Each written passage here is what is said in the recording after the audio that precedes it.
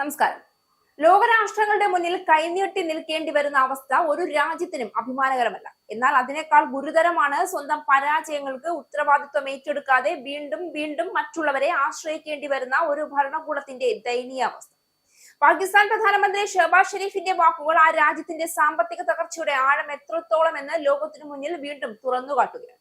ലജ്ജ, ആത്മാഭിമാനത്തിന് ആഘാതം തുടങ്ങിയ വാക്കുകൾ ഉപയോഗിച്ച് അദ്ദേഹം തന്നെ സമ്മതിക്കുന്ന ഈ അവസ്ഥ ഒരു രാജ്യത്തിന്റെ സാമ്പത്തിക പരാജയം മാത്രമല്ല, പതിറ്റാണ്ടുകളായി തുടരുന്ന തെറ്റായ രാഷ്ട്രീയ മുൻഗണനകളുടെ ഫലമാണ്. ലോകരാജ്യങ്ങൾക്ക് മുന്നിൽ സാമ്പത്തിക സഹായത്തിനായി കൈനീട്ടേണ്ടി വരുന്ന അവസ്ഥയിൽ അങ്ങേയറ്റം ലജ്ജിക്കുന്നുവെന്ന് പാകിസ്ഥാൻ പ്രധാനമന്ത്രി ഷഹബാസ് ഷെരീഫ് തന്നെ വെളിപ്പെടുത്തി കഴിഞ്ഞു. രാജ്യത്തെ പ്രമുഖ കയറ്റുമതിക്കാരുമായി ശനിയാഴ്ച ഇസ്ലാമാബാദിൽ നടത്തിയ കൂടിക്കാഴ്ചയിലാണ് പ്രധാനമന്ത്രിയുടെ ഈ ദീനരോധനം പുറത്തുവന്നത്. രാജ്യത്തിന്റെ സാമ്പത്തിക പ്രതിസന്ധി മറികടക്കാൻ വായ്പകൾ തേടുന്നത് ആത്മാഭിമാനത്തിന് വലിയ ആഘാതമാണെന്നും സഹായം നൽകുന്ന രാജ്യങ്ങൾ മുന്നോട്ട് വയ്ക്കുന്ന പല നിബന്ധനകളും തള്ളിക്കളയാൻ സാധിക്കാത്ത വിധം തങ്ങൾ വിട്ടുവീഴ്ചകൾക്ക് നിർബന്ധിതരാകുന്നുണ്ട്. അപ്പോൾ ഫീൽഡ് മാർഷൽ അസീം മുനീറിന്റെയും തലകൾ നാണക്കേട് കൊണ്ട് കുനിയാറുണ്ടെന്നും അദ്ദേഹം പറഞ്ഞു. 2008 മുതൽ പാകിസ്ഥാന്റെ സാമ്പത്തിക നില അസ്ഥിരമായി തുടരുകയാണ്. നിലവിൽ രാജ്യത്തിന്റെ വിദേശ നാണ്യശേഖരം ഏകദേശം ഇരട്ടിയായിട്ടുണ്ടെങ്കിലും അതിൽ സുഹൃത്ത് രാജ്യങ്ങളിൽ നിന്നുള്ള കടങ്ങളും ഉൾപ്പെടുന്നുണ്ടെന്ന് പ്രധാനമന്ത്രി കൂട്ടിച്ചേർത്തു. നിലവിൽ കൊടുത്തു തീർക്കാനുള്ള കടം സംബന്ധിച്ച് IMF-മായി ചർച്ച നടത്തിവരികയാണ്. വായ്പാ പദ്ധതിയുടെയും കാലാവസ്ഥാ ധനസഹായത്തിന്റെയും ഭാഗമായി പാകിസ്ഥാൻ അടുത്തിടെ $1.2 ബില്യൺ IMF-ൽ നിന്ന് ലഭിച്ചിരുന്നു. പഴയ കടങ്ങൾ വീട്ടുന്നതിനും വിദേശ നാണ്യശേഖരം മെച്ചപ്പെടുത്തുന്നതിനും ഈ തുക സഹായിച്ചു. വ്യാവസായിക വളർച്ചയെ പ്രോത്സാഹിപ്പിക്കുന്നതിനായി മൂലധന ലഭ്യത ഉറപ്പാക്കാൻ ധനമന്ത്രാലയത്തിനും സെൻട്രൽ ബാങ്കിനും പ്രധാനമന്ത്രി നിർദ്ദേശം നൽകിയിട്ടുണ്ട്. ബിസിനസ് രംഗത്തെ പ്രമുഖരുടെ നിർദ്ദേശങ്ങൾ കേൾക്കാനും ധീരമായ തീരുമാനങ്ങൾ എടുക്കാനും സ്റ്റേറ്റ് ബാങ്ക് ഗവർണർ തയ്യാറാകണമെന്ന് അദ്ദേഹം ആവശ്യപ്പെട്ടു. ഒരു ഭാഗത്ത് ഇന്ത്യ ഇന്ന് ലോകത്തിലെ 5ാമത്തെ വലിയ സമ്പദ് വ്യവസ്ഥയായി ഉയർന്നു നിൽക്കുന്നു.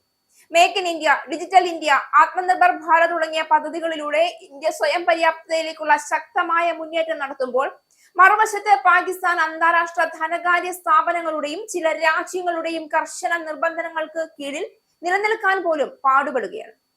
ഈ വ്യത്യാസം യാദൃച്ഛികമല്ല. അത് നേതൃപാടവത്തിന്റെ, ദീർഘകാല ദർശനത്തിന്റെ, ദേശസ്നേഹപരമായ ഭരണത്തിന്റെ ഫലമാണ്. പ്രധാനമന്ത്രി നരേന്ദ്രമോദിയുടെ നേതൃത്വത്തിൽ ഇന്ത്യ സ്വീകരിച്ച നയങ്ങൾ രാജ്യത്തെ ആഗോള നിക്ഷേപ കേന്ദ്രമാക്കി മാറ്റിയപ്പോൾ പാകിസ്ഥാൻ തന്റെ വിഭവങ്ങളുടെ വലിയൊരു ഭാഗം സൈനികാധിപത്യത്തിനും ഭീകരവാദ പിന്തുണയ്ക്കുമാണ് ചെലവഴിച്ചത്. വിദ്യാഭ്യാസം, ആരോഗ്യം, വ്യവസായം, കയറ്റുമതി എന്നീ മേഖലകളിൽ നിക്ഷേപം നടത്താതെ കടം വാങ്ങി ജീവിക്കുന്ന ഒരു സമ്പദ് വ്യവസ്ഥ എത്ര നാൾ നിലനിൽക്കും? ഇന്ന് പാകിസ്ഥാൻ അനുഭവിക്കുന്ന അപമാനം അതിന്റെ തന്നെ തെറ്റായ തീരുമാനങ്ങളുടെ പ്രതിഫലനമാണ്. ഇന്ത്യയുടെ ഉയർച്ചയും പാകിസ്ഥാന്റെ തകർച്ചയും തമ്മിലുള്ള ഈ തികച്ചും വ്യക്തമായ വ്യത്യാസം ദക്ഷിണേന്ത്യയിൽ സ്ഥിരതയും പുരോഗതിയും ഏത് രാജ്യത്തിനാണെന്ന് ലോകത്തിന് മുന്നിൽ വ്യക്തമാക്കുന്നു. ശക്തമായ ജനാധിപത്യം, ഉത്തരവാദിത്വമുള്ള നേതൃത്വം, സ്വയം പര്യാപ്തതയിലേക്കുള്ള ഉറച്ച കാൽവയ്പ്, ഇതാണ് ഇന്ത്യയെ മുന്നോട്ട് നയിക്കുന്നത്. പാകിസ്ഥാൻ പ്രധാനമന്ത്രിയുടെ തുറന്നു പറച്ചിൽ ആ രാജ്യത്തിന്റെ സാമ്പത്തിക പ്രതിസന്ധിയുടെ ഒടുവിലത്തെ അധ്യായം മാത്രമാണ്. ഇതൊരു വ്യക്തിയുടെ വികാര പ്രകടനം മാത്രമല്ല, മറിച്ച് പതിറ്റാണ്ടുകളായി തുടരുന്ന ഭരണ പരാജയങ്ങളുടെ ഔദ്യോഗിക സമ്മതം കൂടിയാണ്. ഇന്ത്യയുടെ പശ്ചാത്തലം ഇവിടെ വീണ്ടും പ്രസക്തമാകുന്നു. ആഗോള വെല്ലുവിളികൾക്കിടയിലും കോവിഡ് പോലുള്ള മഹാമാരി കാലത്തും ഇന്ത്യ സ്വന്തം ശക്തിയിൽ നിന്ന് ഉയർന്നു വന്ന രാജ്യമാണ് എന്ന് ലോകം കണ്ടു. ഇത് പ്രധാനമന്ത്രി നരേന്ദ്രമോദിയുടെ ദൃഢനിശ്ചയവും ദീർഘദർശനവും കൊണ്ട് മാത്രമാണ് സാധ്യമായത്. പാകിസ്ഥാൻ ഇന്നും ഭീകരവാദം, രാഷ്ട്രീയ അസ്ഥിരത, സൈനിക ഇടപെടൽ തുടങ്ങിയ പഴയ വഴികളിൽ തന്നെ കുടുങ്ങിക്കിടക്കുകയാണ്. സാമ്പത്തിക പരിഷ്കാരങ്ങൾ നടപ്പാക്കുന്നതിന് പകരം കടം വാങ്ങി പ്രശ്നങ്ങൾ താൽക്കാലികമായി മറയ്ക്കാനുള്ള ശ്രമങ്ങളാണ് നടത്തുന്നത്. എന്നാൽ കടം കൊണ്ട് അഭിമാനം വാങ്ങാൻ കഴിയില്ല. അത് സ്വന്തം നാടിനുള്ളിൽ ഉൽപാദനവും തൊഴിലും വളർച്ചയും സൃഷ്ടിക്കുമ്പോഴാണ് ഉണ്ടാവുന്നത്. ഇന്ത്യയും പാകിസ്ഥാനും ഇന്ന് രണ്ട് വ്യത്യസ്ത ദിശകളിലാണ്. ഇന്ത്യ ആഗോള നേതൃസ്ഥാനത്തേക്ക് മുന്നേറുമ്പോൾ പാകിസ്ഥാൻ അന്താരാഷ്ട്ര സഹായത്തിന്റെ നിബന്ധനകൾക്ക് കീഴടങ്ങി നിലനിൽപ്പിനായി പോരാടുകയാണ്, അവസാന ശ്വാസമെടുക്കുകയാണ്.